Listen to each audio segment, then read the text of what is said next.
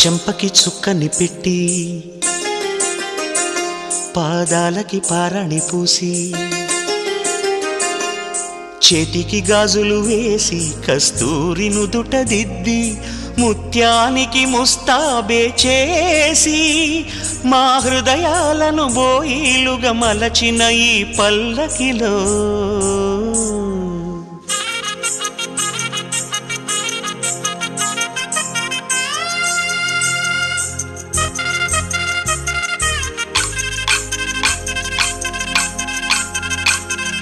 పల్లకిలో పల్లకిలో పెళ్లి కూతురు రాణిలా ఉంది, మహారాణిలా ఉంది.